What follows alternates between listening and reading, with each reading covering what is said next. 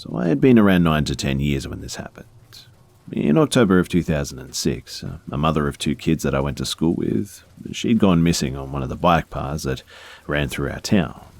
Initially, the police had suspected that it was her husband, but they ended up finding her body a few yards off the bike path, and everything was consistent with 3 murders that had occurred in the 90s on a bike path in a town 15 minutes from mine. But they had arrested a man for those murders without conclusive evidence, but they believed that they got the guy. Anyways, my story happened about 3 weeks before this woman went missing. So my dad and I were walking on the same bike path that goes through my town, behind our school, and it was only 5 minutes from my old house. We always came walking up here with our golden retriever named Aspen. Off of this bike path was a hill, and sometimes we would go down it and walk along the woods towards a meadow. So my dad decided that he was going to take my dog down it so she could run down it a few times, because she likes doing it, and it would give her some cardio. Anyways, my dad went down the hill, and for whatever reason, I decided to just stay up there. So I'm standing there for a few minutes, just looking around, when a man with a German Shepherd walks up to me. He starts asking me how I'm doing and if this is my favorite bike path, and I answer him, and I was a little bit hesitant because I had always been taught stranger danger and all that, but I didn't want to be rude, and he wasn't coming across as too creepy or anything, so I thought everything was okay. But while he was talking to me, 2 women walk by us, and he asks if they're my parents. I say no, and he asks me if I would like to walk with him and his dog for a bit because he liked talking to me. I started getting pretty nervous about this, and I said no, obviously, and he just kept insisting that I come with him. Finally, my 10-year-old head was like, this is enough, and I started screaming bloody murder for my dad, and he runs up with my dog while this guy gives my dad a quick look as he's getting to the top of the hill and starts running away with his dog. I'm crying hysterics while my dad is calming me down and calling 911, and one cop who was off duty was near our location, and they came to us and had a few guys on the lookout for this guy. But my best description for them, other than the dog, was that he was a bit taller with a beard and dark features, and they never found the guy. Fast forward a few weeks, and this woman goes missing. They end up finding her, get a bunch of DNA evidence, find this guy that lives in a few towns away, and match his DNA with the murders from the 90s, and yep, it's the same guy.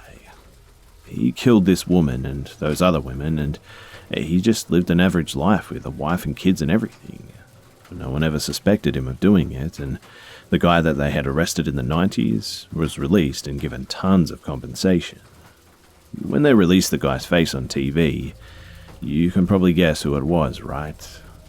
None other than the creep who tried to take me on that bike path. It made both my dad and I sick when we saw his picture, and we still talk about it from time to this day.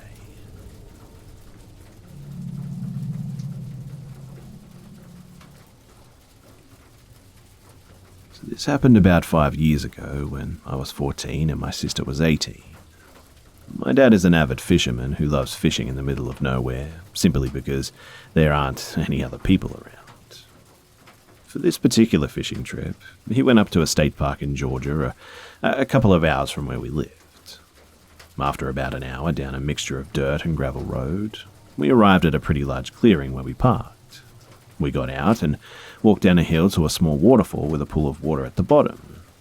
The river before the waterfall was really shallow, and the details of the area are kind of important for this story.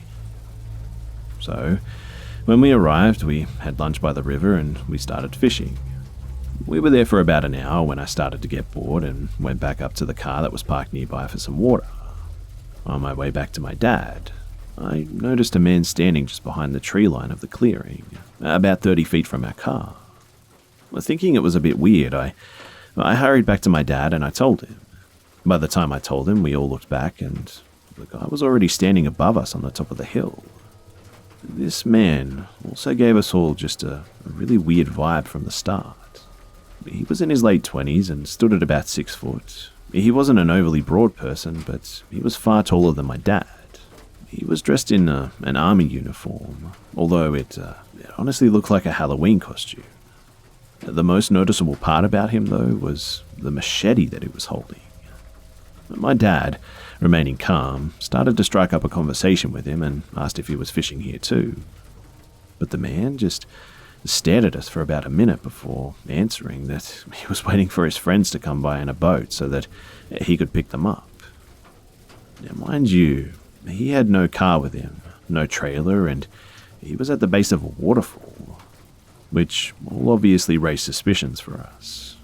My dad at this point was obviously very concerned, even though he kept very calm, and while chatting to the guy just about arbitrary things, he was slowly packing up all of our stuff and putting himself between the man and his children. The man didn't actually respond much and just kind of stood there, really twitchy and restless. In about 20 minutes, too, my dad managed to move us slowly up the hill and back to our car.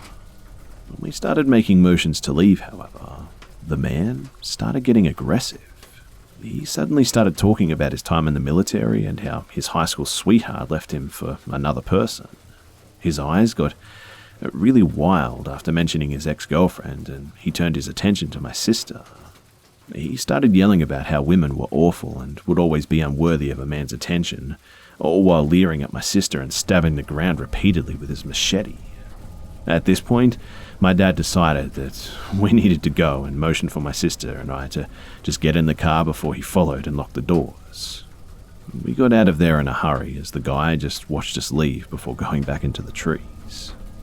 This guy has actually become a bit of a joke in our family as we dubbed him Machete Man, but that experience, it will always stick with me. My dad admits too that was the one time where he truly wished he had a gun because his only weapon at the time was a pair of measly scissors.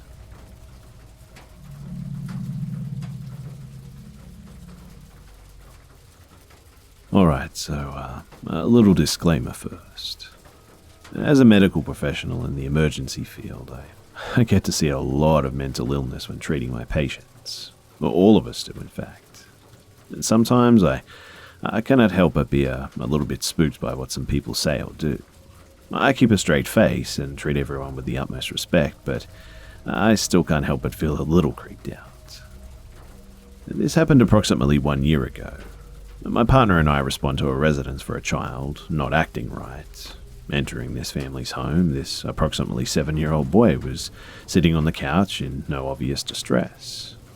He was looking around, acting normally, talking with his family. The boy's mother states that the boy has been seeing and talking to his recently deceased grandfather, and that she would like for him to be taken to the hospital since these happenings are not getting any better. Naturally, I lead the boy and his mother out to the ambulance, and we all sit on the back so that I can get a full set of vital signs. But for those interested, all vital signs were normal, including blood sugar and temperature and everything.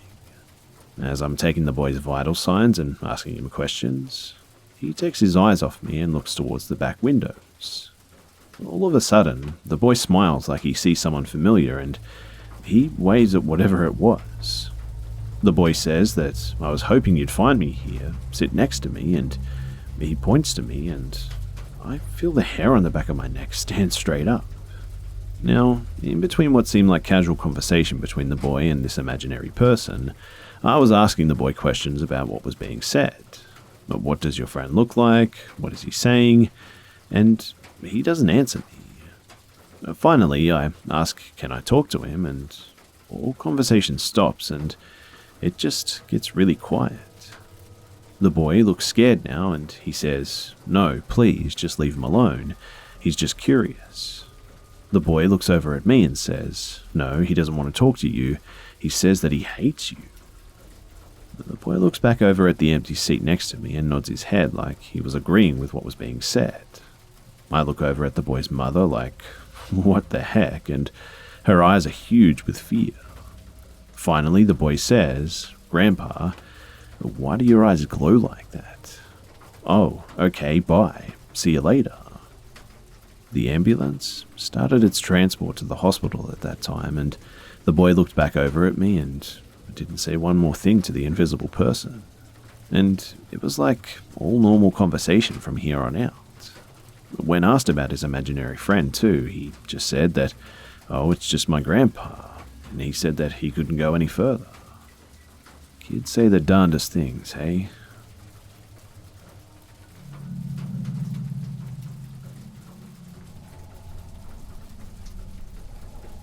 Back in the day, I worked long shifts in which we would rotate through different dorm rooms every day if needed. Some days we were able to sleep, and some days there would be no sleep at all. During this event, I had not been able to sleep for at least 2 days in a row, and finally, after a long day, I made my way up the stairs to the dorm room. There were 5 dorm rooms in the area, all complete with a twin bed, bedside table, and closet. The closest 4 were always used before the last one located way in the back of the old building. Unfortunately for me, I was staff member number 5 that night, and also the last one person to get a room. I entered the room, though, and closed the door and hopped on the creaky old bed, and sleep happened immediately. All of a sudden, though, I woke up in the middle of the night at some stage. I was completely paralyzed to the point of almost not being able to breathe. My head was facing towards the old wooden door entering the room, and the door started to creak open very slowly. A tall, dark, white figure entered the room, and the figure appeared to have some sort of a big black cloak. A hood was covering its head too, and it moved to the corner of the room and started resonating a slow, low-toned chuckle. In the darkness, I could see that it was bearing a wide, white smile.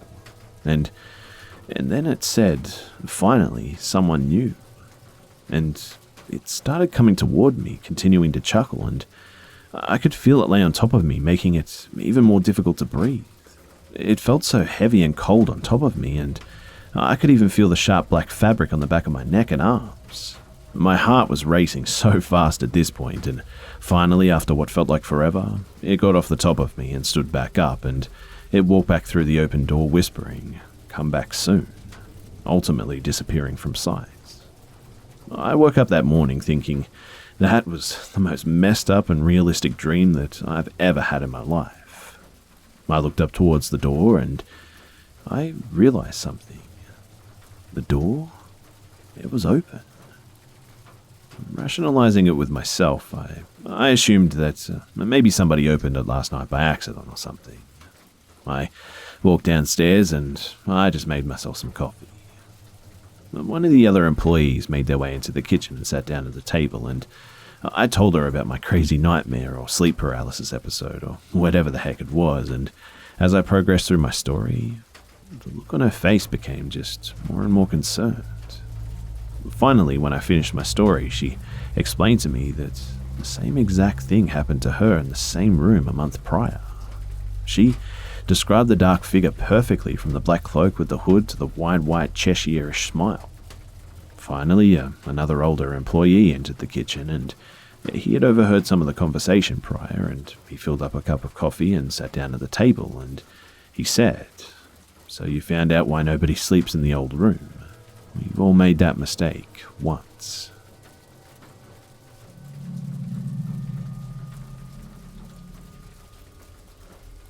I used to be in foster care, and I went to this program that helped foster youth with employment and GEDs and whatnot. I normally took the bus to go to my customer service class, but missed it by a few minutes, so I decided to walk, and I'd done it before with no complications, so I didn't think it was a big deal. As I was walking, I noticed a young man walking down the street across from me, staring at me as he made his way down the sidewalk. He even turned his head to watch me as I passed him, so I was feeling a little bit creeped out at this point. Anyway, I started to walk faster because I was starting to feel really uneasy, and the building was about an hour or so away, and I thought that he would just continue walking, but he actually crossed the street to walk on my side of the sidewalk and started following me. I decided to call my boyfriend at the time, so I would have someone on the phone with me, but he wasn't able to answer. I kept walking, hoping that he would eventually just go away and leave me alone, but man, was I wrong. I had to stop at a red light, and by this time, the man had caught up with me, and he forcefully and aggressively grabbed my rear. I don't remember exactly what he said, but it was something along the lines of, "Hey baby girl, how you doing?"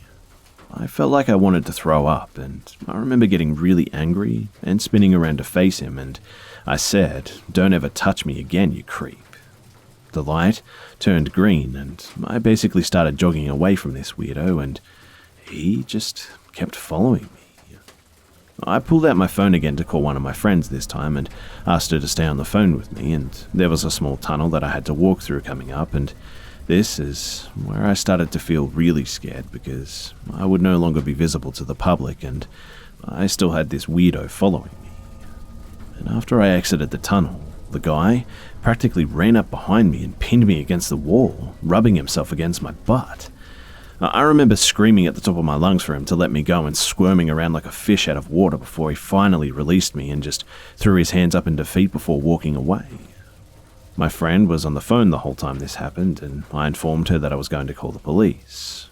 As they were questioning me, they informed me that they had had the same incident reports from multiple different women describing the same man.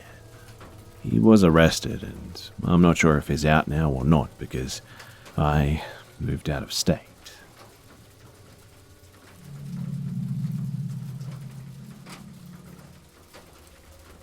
This happened around 4 or 5 years ago, and it still gives me the creeps when I think about it, and I give you my word that it's true. So I was on my way home from the football in the city with a couple of friends, and our night finished up, and we hopped on the train back to the burbs. I saw off my buddies as they all live on stops before me, and I'm the last along the line in our group, and my house is in between stations, and it's pretty much directly in the middle, so it's a reasonable 20-minute walk home either way. This night I decided to walk home along the beachside nature track, and it's like a 50 to 100 metre wide, couple of kilometres long, untouched nature reserve that runs parallel to the train tracks. And I did it to get a bit of a nature fix, even though it was a bit of a windy night. So I'm a couple of 100 metres in, and I'm suddenly aware that I can hear masses of what just sounded like loud conversations swirling around me. A lot like being in a crowded room and hearing a lot, but not being able to pick up on anything, if you know what I mean. But the problem is that there was absolutely no one around, and it's about 1 a.m, so I stop in my tracks and stand still to focus and strain my ears, and I look up at the sky, and as I'm watching, the trees sway heavily in front of me, and I'm focused hard and notice that the conversation seems to be amongst the trees, and it's getting louder too. As soon as I come to this realization, the wind stops, and the trees just come to a complete still halt. Well, the hairs on the back of my neck come up at the unnatural stillness as I make out a high voice amongst the trees through the silence, and they say, "Hey, this one can hear us." Well, after that, I'd had enough, and I bolted home without my feet touching the ground. I take the roadway home these days, and on a side note, unrelated or not, this part of the train line between stations is known as the suicide bend of our line, and there's been so many that I've honestly lost count. The side note too is that I'm still unsure if these things or energies or whatever the heck it was are related to the activity that I've experienced in my house for years now.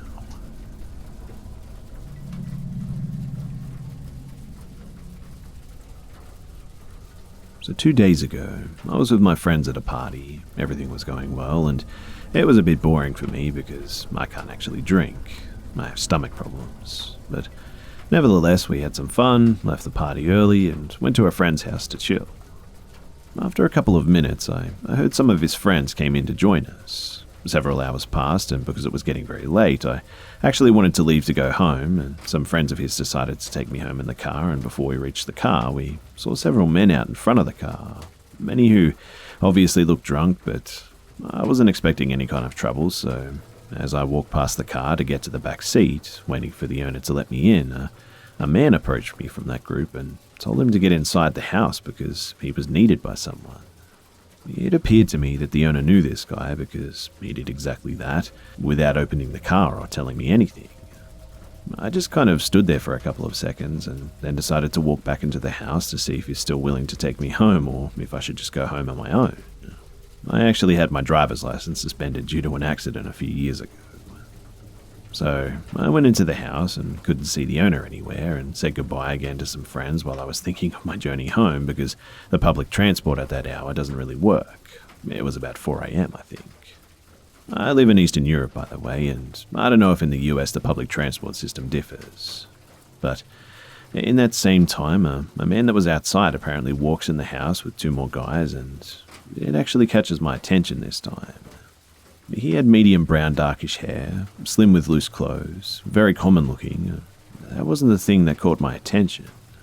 But when he entered the house, I just had this strong feeling coming from him that I just can't describe that well. He looked at me and he had dark brown glossy eyes and didn't say anything, but then he started moving around and like nobody was noticing him, even the two boys that went with him, and that's when I realized that his movements were just so unnatural or weird. The feeling that I had was not fear though, like you'd be scared of the unknown, like ghosts or demons or the dark or a horror movie or something, but this was a feeling that I had a few times when someone died or saw something really graphic and gore related.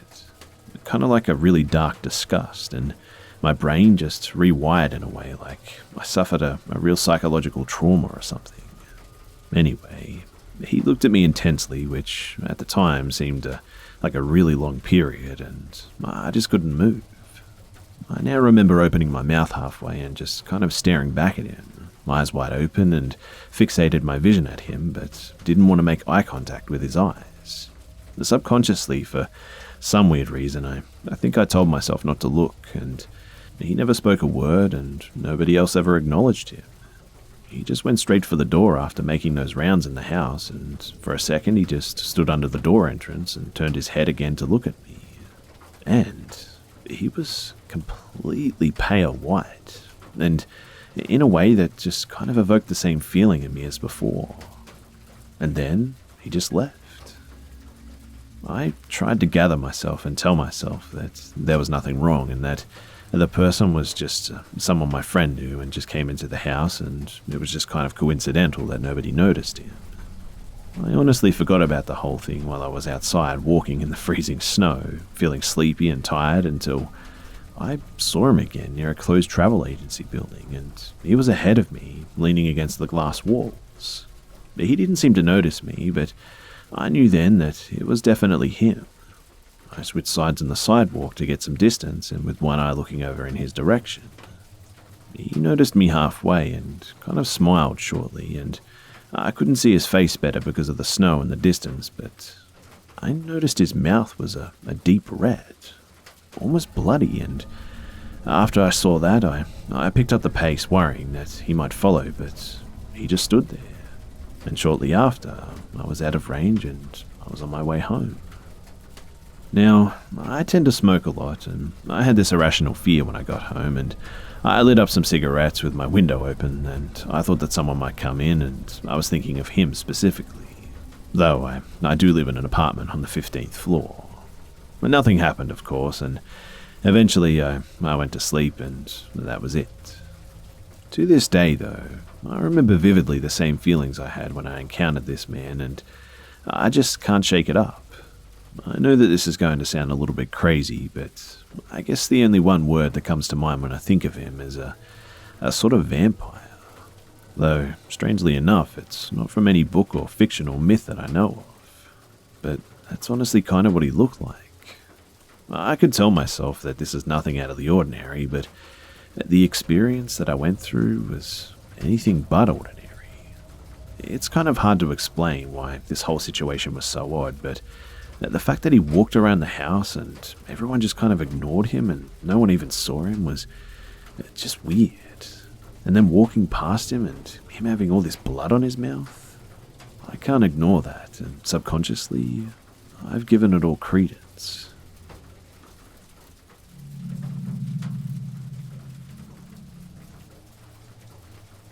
So there's this house on a corner from where I grew up. This house first came on my radar after my parents had divorced when I was around 9 years old. My dad would pick my brother and I up every weekend and drop us off on Sunday nights. And one Sunday night, he made a comment as we passed by the house that every time I drive by that house, it looks exactly the same. I was confused, and we had pretty much passed it before I could take a look, but he explained that the curtains are in the same spot, the porch light is always on, and nobody is ever in the driveway. That next weekend, we actually drove past the house, and for the first time, I saw it. Ordinary looking 90s single story home. The curtains were open on the only front window, porch light was on. So, for years, as I grew up and my dad took us back to my mum's, I would always check the house to see if there was ever something different. Fast forward to me turning 16 and acquiring a license, and it was an amazing time, and I drove my car everywhere as first-time drivers do, and feeling nostalgic, I drove back to our old house where my mum and my brother and I lived. But the divorce really impacted me too, and I wanted to see our old house where we were once a family. I also wanted to see where my dad picked us up and dropped us off. So, I passed the strange house and continued my ritual. And I was blown away. After all these years, it was still exactly the same. One weekend, I gathered my high school buddies and we did some toilet papering. I told my friends about the weird house and we went and toilet papered it too. This is the first time that I got to look at it up close too. At first glance through the window, you could see a cross on the wall and a dark green sofa and a grandfather clock. We toilet papered it until a car passed by the main road, and then we just split. I went back with one of my friends who toilet papered it with me, and the teepee was pretty much gone by this point. But the house still looked the same though. No car and no TP. So, someone definitely lives there, or the neighbors cleaned it up or something. Fast forward to my 20s, and I started dating a girl who I grew up with. On my commute to her place is this house too, and it's still exactly the same. So, I pull over and I do something incredibly stupid. I get out of my car and I walk up to the house and ring the doorbell. I figured I could tell them how their house has been an ongoing joke with my dad and my friends, and I wanted to just clear the air with them. Across the street, I hear a door shut, and I turn around. The neighbor across the street beelines towards me and meets me at the porch of this strange house and says, "Can I help you?" Confused, I explained to him the story, and he seemed to be looking around funny at me and at the house and at his surroundings, as if he wasn't even really listening to me. He seemed like a rough blue-collar kind of guy and reeked of booze, and he said, "Well, nobody's home." That's literally all he said to me too, and then he just walked back to his house or driveway, got in his red pickup and just drove off. At my girlfriend's, I told her the story of the house and about the guy, and even she thought it was pretty odd. My girlfriend and I did the deed, and I left her place at 3 a.m. exhausted, and I rolled the windows down and blasted some red hot chili peppers, as one does in their 20s, and I noticed a car behind me, and we were entering a residential area, so I turned down the music, and it's a red truck. And my heart skips a beat, and I make some weird turns, and it was definitely following me. So I jump on the freeway, and eventually I lose him. I swore never to go anywhere near that house ever again, but I was angry and I had questions. So I gathered my buddy from high school and we stalked the crap out of it for hours, and we started Saturday at 3 p.m. and around 9 p.m. that guy in the red truck just walks across the street, unlocks the front door of the strange house, sits on the dark green couch and stared at the window as he seemed to be talking or something. He then disappears into the house, the garage door opens minutes later, and he walks out of the house with more people than he walked in with, and they get into a car parked on the street and drive away. The neighbor guy then locks up the house and goes across the street into his house, and that was pretty much it. But I had so many questions, like, was this a halfway house? A brothel? I wasn't sure. The house still looks the same from the looks of Google Images, and I still have no closure, and it just really bothers me because it feels strange, like there's something going on in that house. Anyway, there's definitely human trafficking here, and this is a state near the border. It's about 40 or 50 miles away from the border, I'd say. However, I don't feel like this theory carries much weight. The people who walked out with the neighbor were all adult white men, and they all seemed pretty geeky, almost dad-like. I'd like to suspect that this was possibly a place for some sort of AA meetings, or possibly some sort of group or business being operated out of a home or something. Maybe that's why the neighbour was so unpleasant, as he wanted to keep it low-key to possibly avoid legally running a business or something, for reasons such as taxes, licenses, regulations, and so on. But the whole place just has this really eerie vibe about it. What are your thoughts? Oh, and P.S., as far as the toilet papering goes, I was a teenager, and I think we all do some pretty stupid and pretty awkward things in high school, right? Honesty and integrity is everything, and I straightened out my act as I matured and worked as a firefighter, a paramedic, and contributed to society. Anyway, I just thought I'd mention that for those who are worried that I might be TPing other places. But thanks for listening.